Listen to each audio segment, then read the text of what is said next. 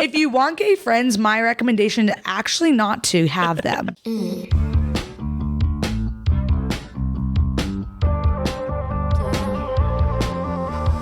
Welcome back to Made It Out. Thank you for being here for another week. We have been hearing you, we've been seeing you, and we know that you want to hear about making queer friends. So I've invited Lexi Dussi, one of my very best friends, to talk about it with us. Happy to be here. I was honestly wondering, because we've been here before. We've been on set before. And last time you introduced me as one of your good friends, and I was like, I wonder where I stand today.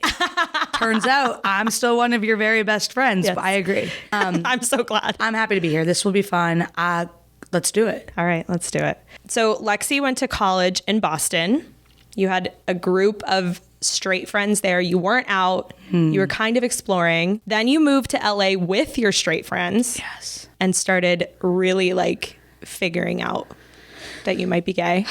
Yes. So tell me about that time of exploring and hiding. Yes. Exploring, hiding. Wow. Near and dear to my heart. Right before I moved to LA is when I started to explore my sexuality in Boston. I just kind of was burnt out. I was dating men, not interested in dating men. And I did what probably not enough people do, is I downloaded Bumble and pretended to be a lesbian.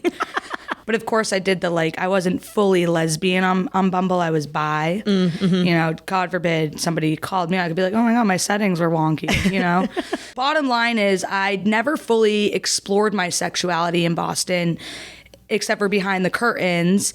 Decided to come to LA with my best friend, roommate, Heather, and ultimately came out here, and that's kind of when my journey kind of took off. What do you mean by your journey kind of took off? Were you going on dates and hiding it? Yeah, right? Well, at first I was I got to LA and I was like, okay, I'm straight again. Let's go back to being really straight. Even though I had a really positive experience with being a closeted gay in Boston, I just felt like I'm going to now go back to being straight for whatever reason.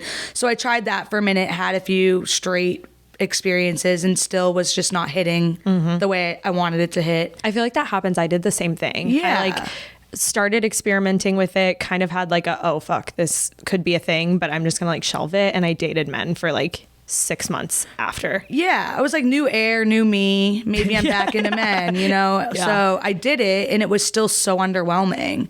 Very underwhelming, extremely underwhelming. And so then I got back onto the apps, did the bi thing again, started swiping, and was just in a phase of desperation. I will date women. I don't care who they are. If we connect, if we don't connect, I want to date them. I want to feel them. I want to know what that's like again. But that came with lying. In Boston, it was really easy to be sneaky. Oh my God. But when you're in a new place, you have no... Yeah, Heather was who do you know? What do you mean you're... And we also, Heather and I worked at the same company. So what do you mean you have a work event? No, you don't. So it was a lot of lying, a lot of me making up networking events and I was never, right? Maybe sure, networking. They're kind of a soft little lie because technically dating is networking, right? But there was one time, I'll be honest, where I told Heather I was going to a networking event, and I had researched extensively, and I found this event in downtown LA where I was going on the date, and I went to that event. I snuck into the event. Oh my God. And I posted a picture of the signage on my Snapchat. Oh. Which, if you know me, and you do know me, I hardly post on social. But I was if Heather goes on to Snapchat, she'll see that I'm at this women empowerment event. I was also at a women empowerment event. It just happened to not be, professional growth, career advancement. So yeah, it was sketchy. It was sneaky. I had to do a lot of working around it. I would spend weeks constructing lies. Oh my God. I would plan ahead. All right, I'm going to be going out to brunch with this girl on the east side. I would make sure that I planted seeds ahead of time so that there were no questions asked. Right. And this girl one day was hey, I'm in Hermosa. I'm in your area. Do you want to meet up? I was oh my God, I haven't had enough time. What am I? It was Sunday too. So we all know Sundays are you don't do shit. Recover. Yeah. I'm not doing anything on Sunday. So I'm oh my God, I have to see this girl. What do I tell Heather? Ultimately, I think 5 o'clock rolls around. I was hey Heather, I have some errands to run. And she was And I was like, errands to run. And she was like, okay. So I bolt out the door and I go meet this girl at North Italia. Very classy ladies. And I was so preoccupied the whole day. Like, I'm looking at my phone. Has Heather texted me? I'm Oh my God. trying to be in tune with her, but I'm also looking at the time. Like, I've been here for 45 minutes. How long do you run errands on board for Sunday? And we wrap up the date. We make out in the parking lot as I would. Like, you can't invite her back. Like, let's make out in my back seat. You know, we're doing the whole romantic thing in the parking lot. You know, the lights flickering, you know, it's really cute.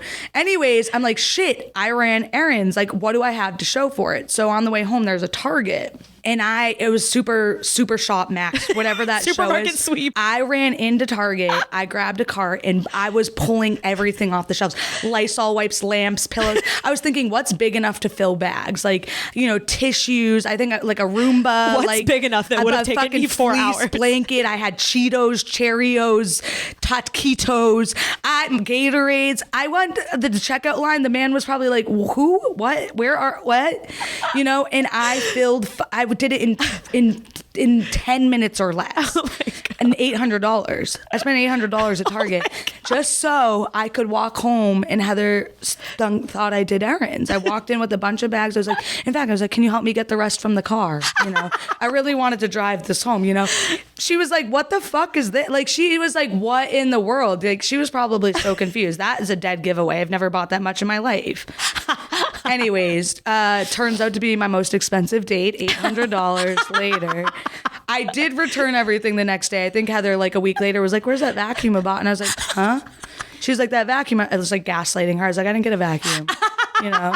So anyways, that is when I was like, I cannot live this lie anymore. I must face the realities or I will be in some serious financial problem. So when did you come out to them? Well, I think at that point I just knew like it was time. Like I had to find a way. Like I knew enough about my sexuality now that like I'm clearly into women in whatever capacity.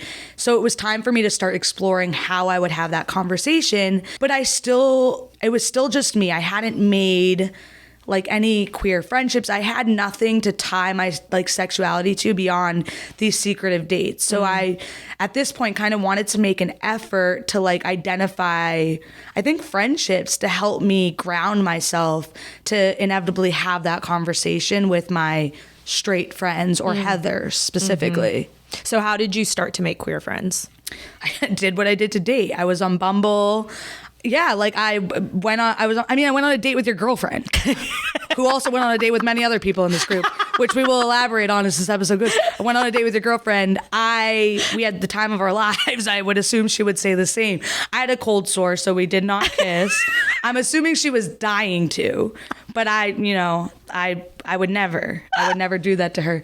But I went on a date with your girlfriend. She was really adamant that we would be friends. So ultimately we vibed, I thought.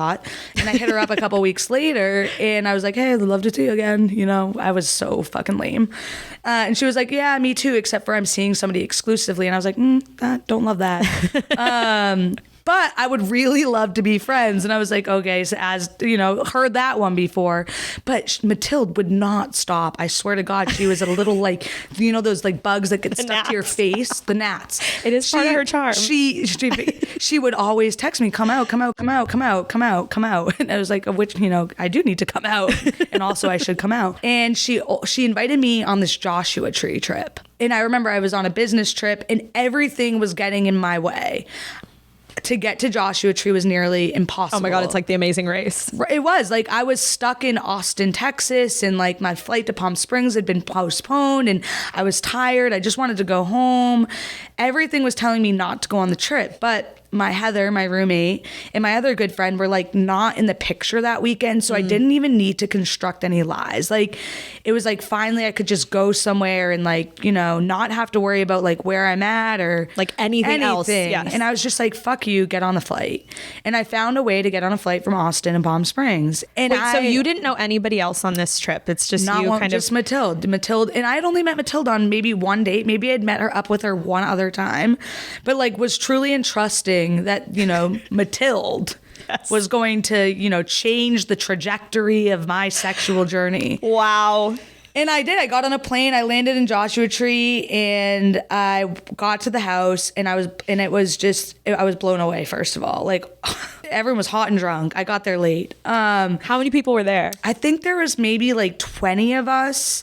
And it was just instant. The trip was really, I truly, like, I could make jokes about it. It changed my life. And meeting these wonderful, beautiful women who they were intelligent and well-spoken and had these incredible stories, and it was really easy to connect. And it ended up being a relatively platonic trip. I mean, not maybe for everyone else, but nobody was pursuing me. But everyone really, it was like camp vibes, you know, like we all just sat around the fire and told stories, and everyone was kind of new. Like everyone kind of knew somebody, but nobody knew everybody. And we all bonded, and I left that trip and I was like, yep.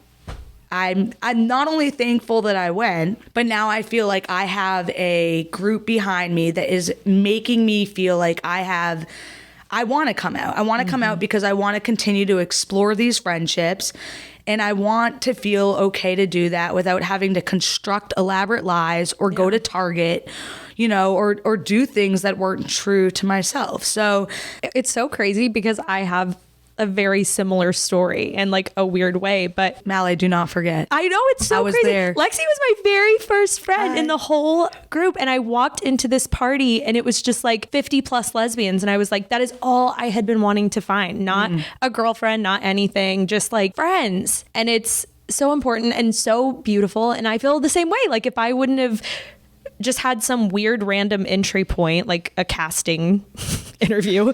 I mean, my entry point was a little different, but it's like I said yes to this weird casting interview, and then I got my whole friend group. And to watch you kind of experience the same thing I experienced was awesome. Yeah. Right. And having that initial connection and just being like, I mean, I'm sure the same thing. I felt blown away. Like, and I'm sure maybe it wasn't that, but I feel like when you come into an environment with all of these people that you didn't know existed, it's kind of like mind blowing. Yeah. You know? Yeah. I think the through line and the point is you have to say yes to things that are just like really outside of your comfort zone, or maybe you're not sure are going to work out, and just hope to go find like one friend and be like, you're absolutely right. Yes. Right. Like say yes. I think that that's important, even more so as it relates to the coming out journey and being a part of a queer community. Like there is no engagement that's going to not at least help you find some direction. Yeah. And it's hard because there's not a lot of spaces for like specifically for lesbians. So you kind of do have to just get on the apps and like go on a date. And if it's not going so well, like you want to, you know, be with this person as a partner, like maybe that's a good friend who maybe knows one other lesbian who maybe knows another lesbian. It's like an MLM basically. No, it literally is. Find one lesbian who knows two lesbians who that person then knows two lesbians. It's a very good and also very toxic part of our culture. It's just as culty as an MLM too. It really is. We were saying this the other day, like it literally, we are a cult. We are a cult. We are a cult, but like the good kind, the safe, healthy, empowering kind. Yes. Yes. And also we do have like the internet exists, and I know that's not good enough, but like seek out your friendships or seek out community wherever you can. Yeah. And you have to use the internet to find the queer events in your city. I feel like a lot of people are trying really hard to create community, doing things like queer kickball and queer line dancing, pride events.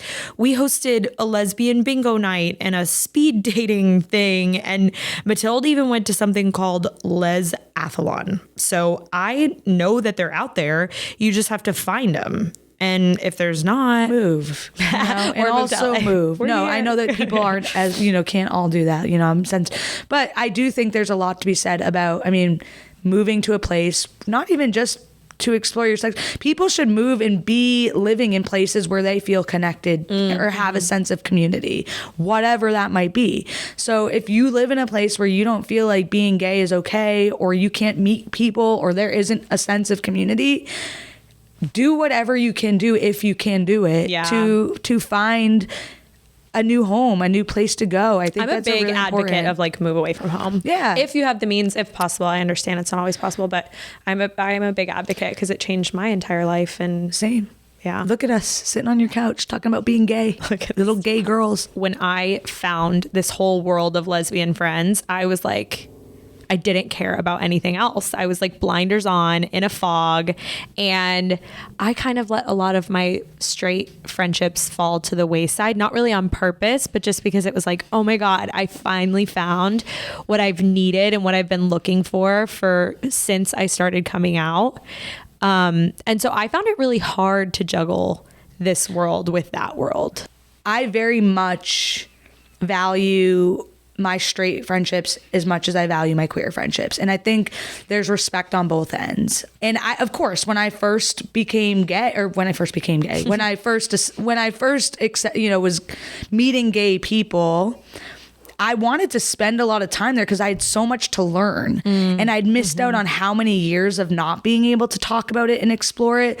I mean, it's pretty crazy, like you just go so long where you are holding on to something and living it as yourself. So to be able to connect with people that finally understand at that level, at the level of being gay, like it's different. And I wanted more of it. I wanted it. Like I needed it, I think there is a stereotype, and I see it happening, that a lot of queer people do only have, a lot of queer people spend a lot of time with queer people, and that's okay. I spend an equal amount of time with my straight friends as I do my queer friends.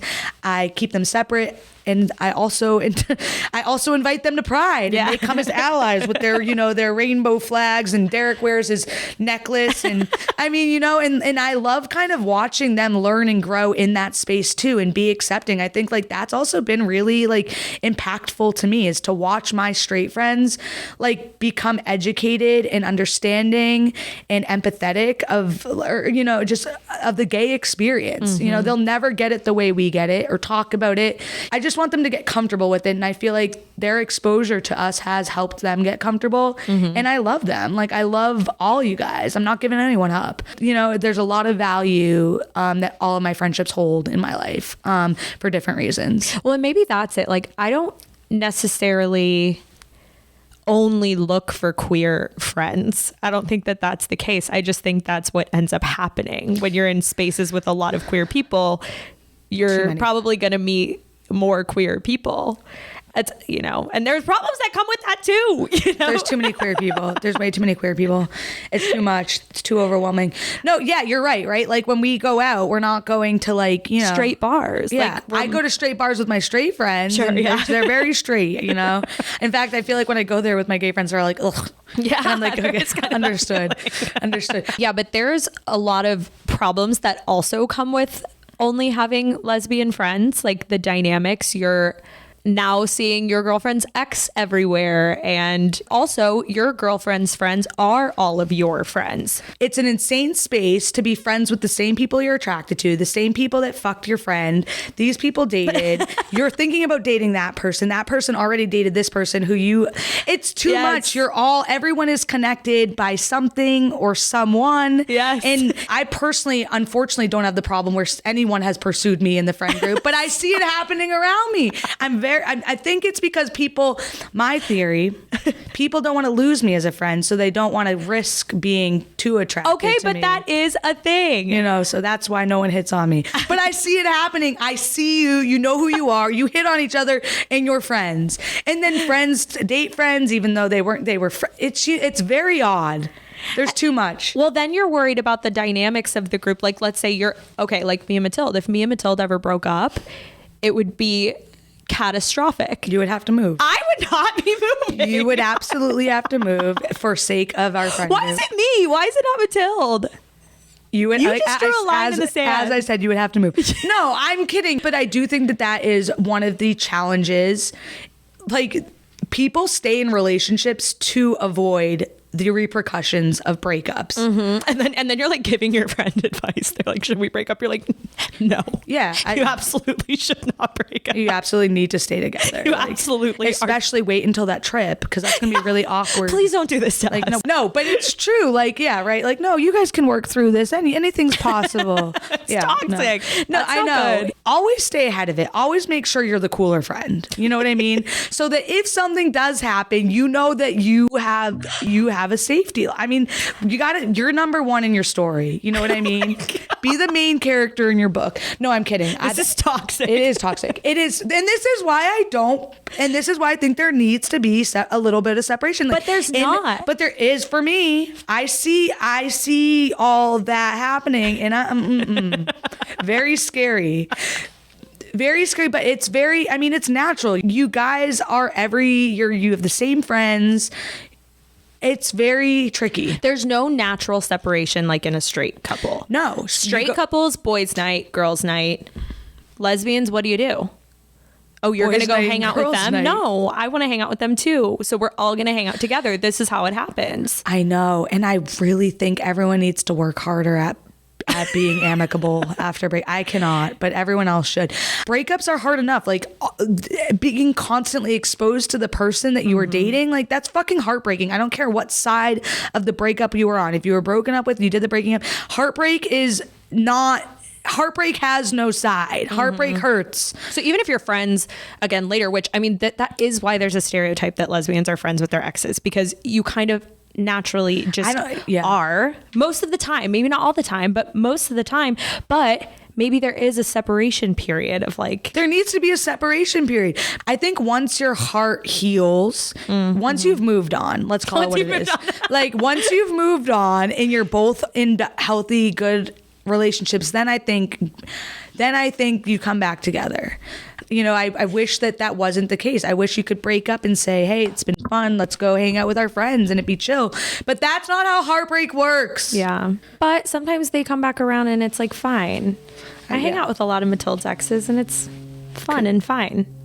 That's awesome for you. I totally love that for you. It can be done. It just takes a lot of emotional maturity. And I guess I'm not fine. I'm not emotionally mature. Okay. Didn't need that today.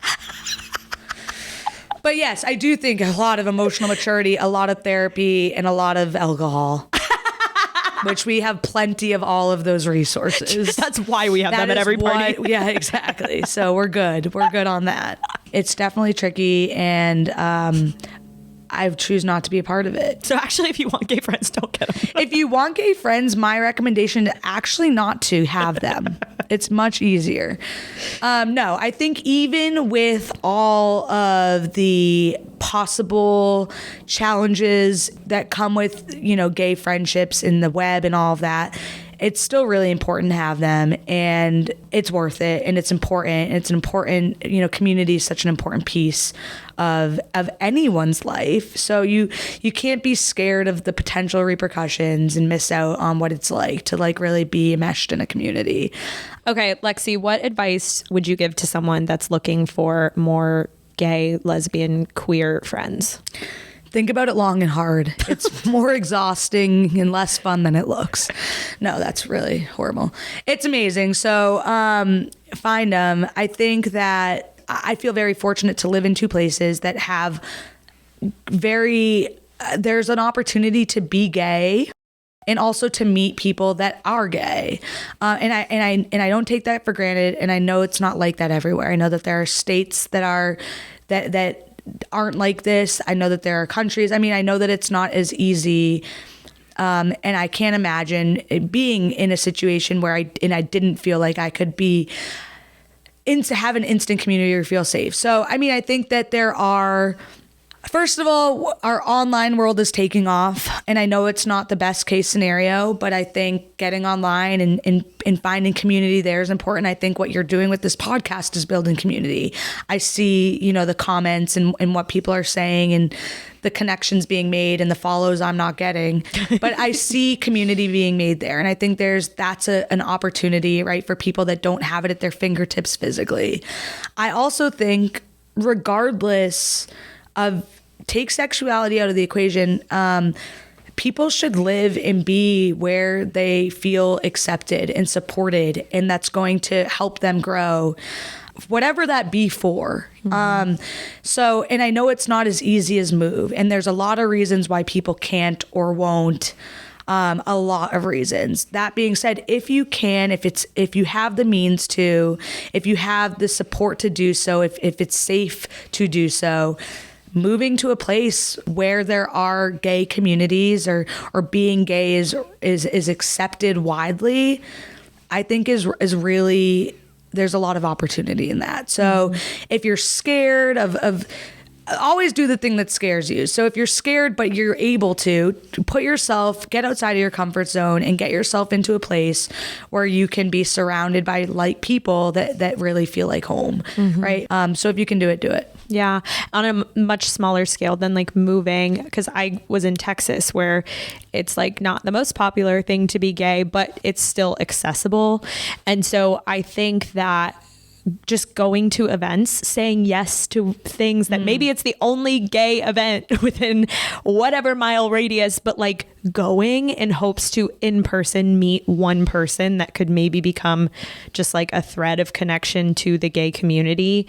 And that'll just open up your world. It'll expand your world a little bit. So saying yes to like, it takes that saying yes. That's a great point. I mean, if I didn't say yes to Joshua Tree, I literally don't know what my journey would look like. I'm sure I'd still be here. I would have swiped on somebody who would have known somebody. But my point is, like, I loved the way my journey got me here. And it's because I said yes. It's because I got outside of my comfort zone.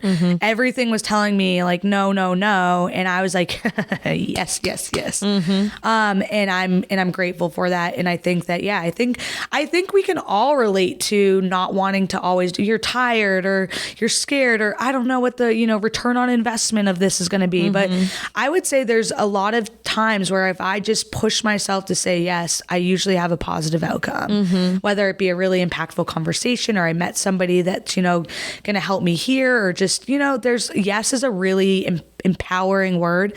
Also say no. You got to say no to the wrong things to say yes to the right things. So making the space and the time to prioritize the environments and situations, but say yes at the things that scare you when you think that they can serve you. Yeah. And it's a really accepting community for the most part. Like even when I was very new to being gay, and you're like insecure maybe a little bit, or like nervous because you're the new kid on the block, and like that's kind of a shaky, scary thing. But for the most part, like being queer is going to get you in the door at least. And, we love you and respect you for that part of you. And I don't think you're going to get any like hard, pushback or stop. I love leaning into my queerness. If it's not on a job application, I get mad. It's like, anything else I should know about you? I'm like, gay. Yes. Like, I think it's a plus. Yeah. Absolutely. Again, I know that that's not a situation that everyone finds themselves in, but I can relate to at first being like, I'm gay. Yeah. I'm gay. Yeah. To now, like, I am gay. Yeah. Lesbian. I love it. Like, it's sexy. It's hot. Yeah, I am. What'd you say? What'd you say to me? The more people you meet that you connect with and you love and you find to be so, again, wonderful, the more exposure to that, the more you become proud of it. Totally. And I think it gets easier and easier and easier over time to like love yourself and love your queerness and love who you are. Because you're surrounded in an environment that like has allowed you to celebrate it. Yeah. And not to push it down. Yeah. Beautiful. Now we're going to play our game. You haul or you ghost. She asked to sleep over on the first date. I also do just want to say that I hate that we have to like pick. I just think there's a healthy in between, and we don't need to just jump to the conclusion of haul or ghost. Just play the fucking game. Okay. What was the question? Oh my God. She asks to sleep over on a first date. Am I horny? If she asked to sleep over on a first date, I say, maybe. So I guess the answer is U-Haul. Okay. I don't think it's worth ghosting. I don't know. Is she a freak? Well, maybe some people think that's like a little too forward or aggressive for a first date. It is too forward and too aggressive. Okay, but you're still going to U-Haul? I think you give everyone a chance. All right, U-Haul. Yeah. She shares a dog with her ex. A ghost. I know, I agree. I also don't even like dogs that much. Oh God. Canceled. Canceled. No, but yeah, that's just unnecessary. It's unnecessary. I have no other words. It's unnecessary. I agree. Her favorite movie is Eat, Pray, Love. I like that movie. Why did I think that was I gonna like be the that case? movie. I put it on at night often. It is one of the movies I fall asleep to quite frequently. I think it's a good movie. It makes me feel alive. I have no problem with it. You all. All right. I really hope that we were able to help. Hey, people. you know, if we can stay friends through this, nothing can break us. Nothing can break. We've had some technical difficulties recording today. Hope you love the content. I thought you meant from you telling me to move. Oh, I was mostly joking. I think that I don't need to hear it. Thank you for being I here, hope you and Lexi. Matilda don't break up. Thank you for having me. I think that this is an important topic. I think what you're doing with this podcast is wonderful. I think you are creating community and it's awesome. So Hopefully we can bring it to these people live someday. that is what we were saying the other day. Like, we're going to get in an RV and we're coming wherever you want us to come, and we're throwing a party, a big lesbian party. I'm putting it out there. Matilda's going to kill me. Why? No, I think that'd be so fun. That's like what our calling is, like I going and just agree. like celebrating being gay. Okay, babe. This is what we're doing. I brought a drink. Yes. I didn't drink it. I know. But that's also because it's like the holiday season. I'm so just tired of drinking, to Yeah, be I honest. But I brought Truly. We'll drink it now. Truly. I hate Truly. Let's drink it now. But I brought it for a reason, Mal. Yeah, but you're wondering, what's that reason, Lexi? Yes. What's the reason? Lexi. Lexi. Well, first of all, my friend Bobby works there, and I didn't know want to Bobby worked support there. his career. Second of all, I'm bringing Truly because, you know what? After a long life of not hiding, I mean, personally, I wasn't really hiding. I don't think I knew I was gay until I knew I was gay. But I'm now living Truly. Thank you guys for listening to the episode today. You can find our guest at Lexi Dussi, our show at Made It Out Podcast, and me at Mal Glowinky. This episode was produced and edited by Matilda Jordan and worked on only by lesbians. And as always, help us spread the gay agenda by writing us a review on Apple, rating us on Spotify, and telling every single person you know about our podcast. Babe, are you hungry? Welcome to the candy shop. Gobble that pussy. The way you you read it in the singing of Welcome to the Candy Shop. I literally can't. Like, when I see that line, my mind instantly goes, welcome to the candy shop. You lick that lollipop. Go ahead, girl, and don't you stop. Go ahead, girl, till you hit the spot. Oh, I have it your way. How do you want it? I could back that thing up, or can you push up on it, temporize it? Okay, go with the next. Oh my God. Okay, let's go.